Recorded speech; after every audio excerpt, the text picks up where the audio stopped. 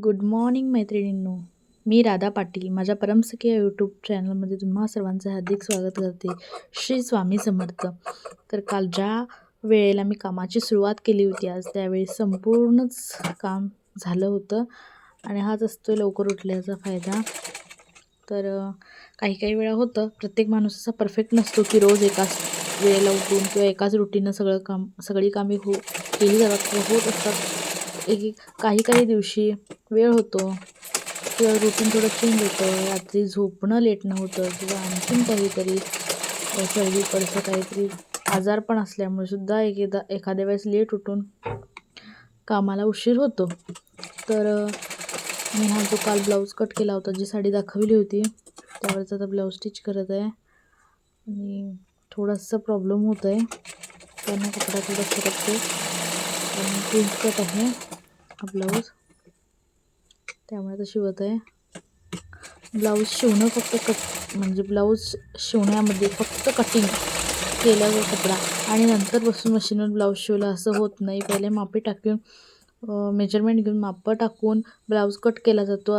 पहिला अस्तर कट केलं जातं, त्यानंतर मेन फॅब्रिक कट केलं जातं, त्यानंतर ते स्टिच केलं जातं. स्टिच केल्यानंतर हात शिलाई, काजं, हुक, प्रेस बटन इतर काही गोष्टी असतात. त्यामुळे आपण म्हणतो की जर शिलाई एक्स्ट्रा घेतली तर कोणतं कस्टमर असं बोलतात की एवढी कशी शिलाई. तर आमच्या इकडं आपल्या भागात तरी इतकी जास्त शिलाई नाही आहे, तरीसुद्धा की जास्त झाली शिलाई, पण त्या शिलाईमध्ये 1 तासाची मेहनत नसते. एका ब्लाऊजला जर व्यवस्थित विथ फिनिशिंग शिवलं गेलं तर मिनिमम 1.5 ते 2 तास जातात इझिली सगळं काम पकडलं तर. म्हणजे काजं, हुकं, इतर प्रेस बटन एकदम रेडी. आणि माझं कसं असतं, माझ्याकडे सध्याला ओव्हरलॉक मशीन नाही आहे. मला ओव्हरलॉक मशीन छोटी असते, घेण्यासाठी काही प्रॉब्लेम नाही, पण त्याचे जे 3 चॅनल असतात ना ते व्यवस्थित ठेवावे लागतात. आणि माझी मुलगी लहान आहे, ती ह्या मशीनमध्ये काहीतरी गडबड केली तर निदान मी म्हणजे व्यवस्थित करू शकते, पण मला त्या मशीनचं इतकं काही फारसं जमत नाही. आणि घेऊन ठेवून तिनं पुन्हा काहीतरी केली किंवा तिचा व्यवस्थित वापर झाला नाही, त्यामुळे मी ओव्हरलॉकची मशीन घेतलेली नाही आहे. अजून 1 वर्ष तरी निदान घेणार नाही आहे. ती थोडंसं गेली प्रायमरीला, म्हणजे फर्स्ट स्टँडर्डला, आता नेक्स्ट इयरची फर्स्ट स्टँडर्डला जाणार आहे, त्यावेळी मी नक्की घेईन. कारण मलासुद्धा भरपूर ओढताण होते, कारण मी फुल ब्लाऊज शिवून घेते आणि त्यानंतर ओव्हरलॉक करून झाल्यानंतर त्याला फिटिंग करते. ह्यामध्ये ना भरपूर म्हणजे चटकन होणारा ब्लाऊजसुद्धा लांबविला वाटतो. कारण कसं आहे, साधे म्हणजे जे घरगुती शिवतात त्यांचं कसं असतं की शिवलं, फिटिंग केलं, झालं. पण तसं नाही. व्यवस्थित जर म्हणजे पहिल्यासारखं लोक जरी साडी फाटीस्तोवर टांबरत नसले तरी साडी ही नीटनेटकी लागते. आणि पहिल्यासारखे 2 साड्यांवरती किंवा 4 साड्यांवरती कोणी नाही थांबत आहे. प्रत्येकाकडे असंख्य साड्या असतात. प्रत्येक सणाला, वाराला, नवीन कार्याला, हर एक वेळेला नवीन साडी घेतली जाते. त्यामुळे कसं आहे, त्याचे ब्लाऊजसुद्धा इतके व्यवस्थितच असावे लागतात. आणि ते ब्लाऊज शिवताना चांगल्या प्रकारचे हुक, चांगल्या प्रकारचे प्रेस बटन यूज करणं गरजेचं आहे. कारण जर आपण लोकल क्वालिटीचे हुक किंवा प्रेस बटन यूज केलो आणि ते गंजले तर त्यामुळे काय होतं, त्या ब्लाऊजला धब्बे बसतात. कारण ब्लाऊज सहज एकदा साडी घातली की वारंवार जास्त यूज होत नाही. काठापदराची चांगली साडी असेल त्यामुळे ती ठेवली जाते आणि ती ठेवल्यामुळे ब्लाऊजसुद्धा फोल्ड करून शक्यतो आपण ठेवतो आणि त्यामुळे ते दमट हवेत गंज लागतं आहे आणि त्यामुळे त्याच्यावर डाग बसतात. माझ्याकडे असे कस्टमरचे भरपूर ब्लाऊज झाले होते, ते त्याला हुक्क चेंजेस करून म्हणजे द्यायचं होतं मध्यंतरी, ते मी दिलेले. ते माझं म्हणजे मी शिवलेले ब्लाऊज नव्हते.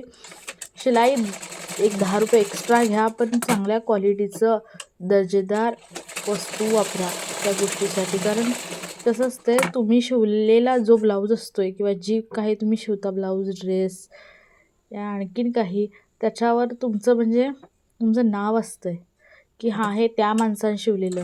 ते म्हणजे किती जरी वर्ष गेली तरी हां, हे त्या व्यक्तीकडून मी शिवून घेतलेलं आणि ते अजूनसुद्धा खराब नाही झाले किंवा ह्याचं फिटिंग व्यवस्थित आहे, ह्याचं फिनिशिंग व्यवस्थित आहे. इतके वेळी धुतलं तरीसुद्धा नाही काय झालेलं नाही आहे ब्लाऊजला किंवा अजून ह्याचं काही गंजलेलं नाही आहे. काही हुक्कसुद्धा लावताना व्यवस्थित 3-4 टाके एक्स्ट्रा घालत जा.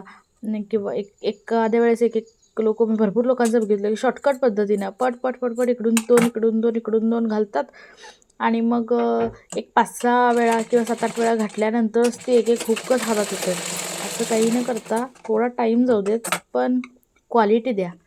तुम्ही पैसे घ्या एक्स्ट्रा, पण क्वालिटी द्या. कसं आहे, जर त्या कस्टमरला, समोरचं कस्टमर तेवढं क्वालिटीचं असेल आणि त्याला तुमचं काम पटलं तर ते तुमच्याकडेच येणार. जर त्याला काम पटलं नाही तर ते मग भंगार टेलरकडेच जाणार.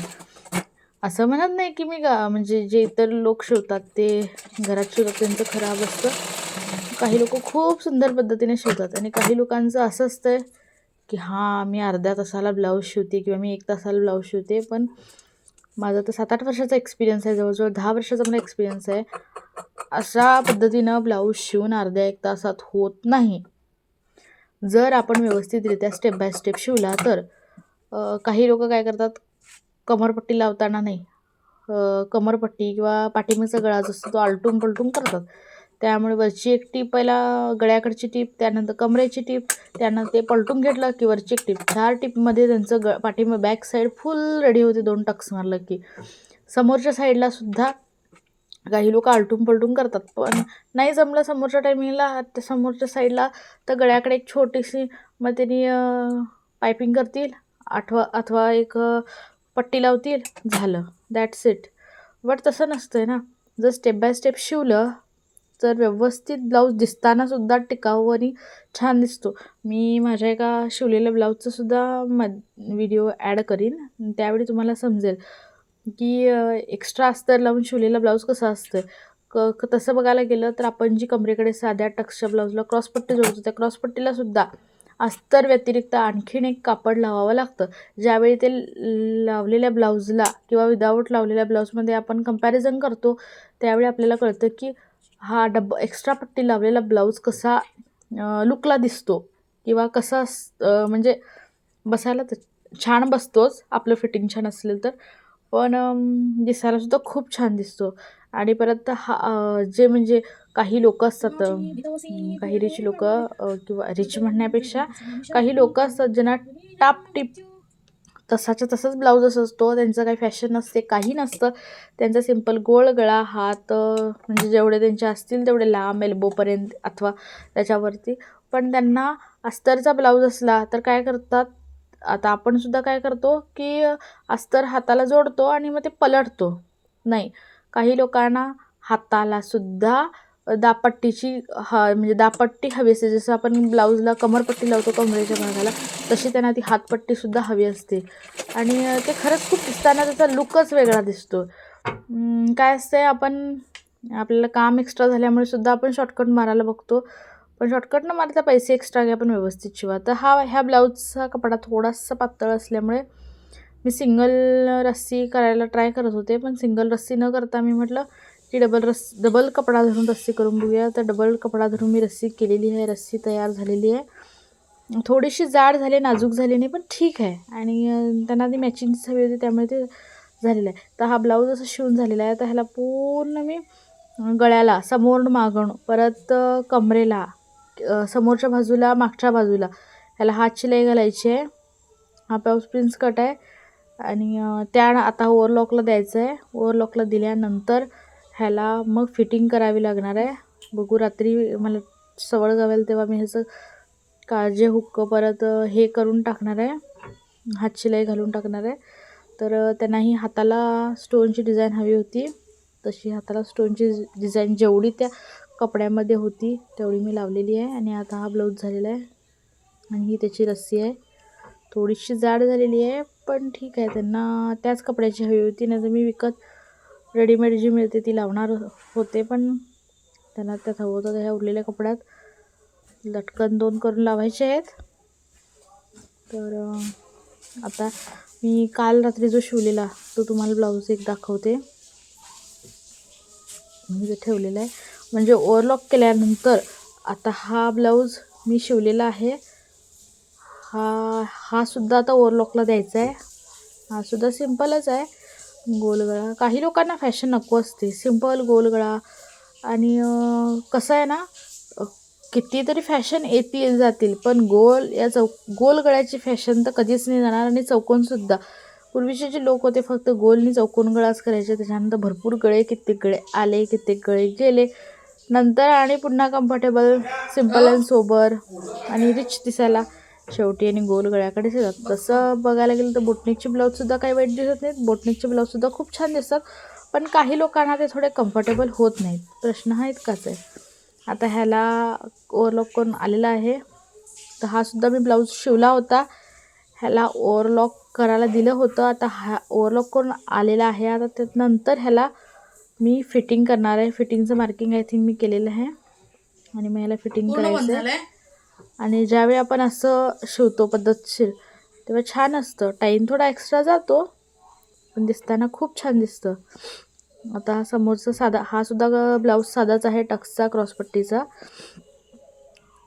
तर हा अस्तर मला कस्टमरने दिला होता, त्यामुळे थोडासा शेड डिफरन्शिएट आहे. हा जेव्हा आपण आणतो तेव्हा थोडंसं बघून आणतो, पण कस्टमर जेव्हा दुकानात जाऊन स्वतः अस्तर घेतात तेव्हा त्यांना कोणतेही देतात. आणि हा आता आहे माझा नवीन चष्मा. तुम्ही तो कसा दिसते तो बघते. 2-3 दिवस जरा चेहऱ्याला नवीन नवीन वाटतं. आणि हे आहे माझं पिल्लू, जे हे बघत बसले आणि हे कायम हेच बघत राहते. तर वाजलेलेच 5-5:30 आणि हे बघा किती क्लायमेट थंड आहे. आणि मला हे काम आहे, मला हे दळपाचे तांदूळ निवडायचे आहेत. दळपाचे तांदूळ थोडे निवडून झाले आणि ठेवलेले आहेत थोडे शिल्लक. त्यानंतर आता मी पिल्लूला मॅगी करून देत आहे. आम्ही थोडं बाहेर गेलेलो कामासाठी, ते काम तर झालं नाही, पण येताना मॅगी घेऊन आलो. आणि आम्ही सहसा घरात मॅगी आणत